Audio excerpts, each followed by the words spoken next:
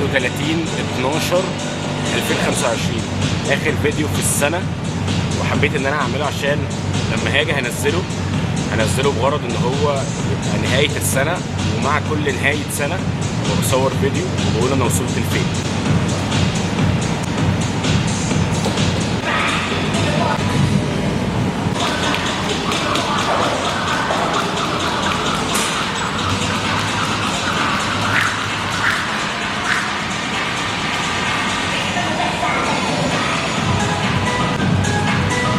الحمد لله، سنة جديدة، بداية جديدة، ودايما متفائل ان في خير، دايما متفائل ان انا بنجح ومش بقف مكاني.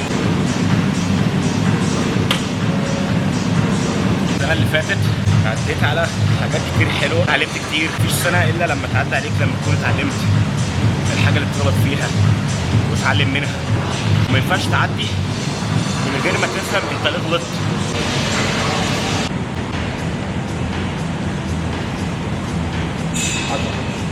يوتيوب، على اليوتيوب مفيش حاجه على الانستجرام. وبتشقلب فيه. الازمه اللي عندي اللي لازم اشتغل عليه بوظ. وسط الظهر، باي تراي.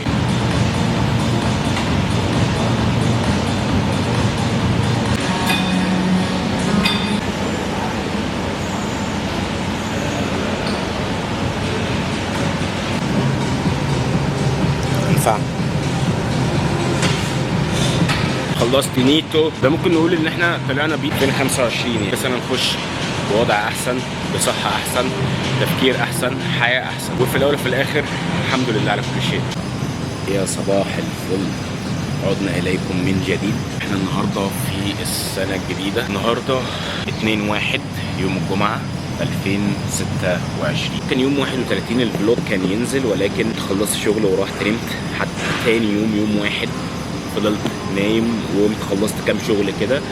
ما منتجتش طبعا لان كان ورايا شغل تاني برضو مهم. بعد كده قررت ان انا امنتج الفيديو لان افتكرت ان انا كان المفروض انزله يوم 31. بدايه موفقه باذن الله، اول ابقى احسن، اهدى، بنجز اكتر، بحقق تاسكات اكتر.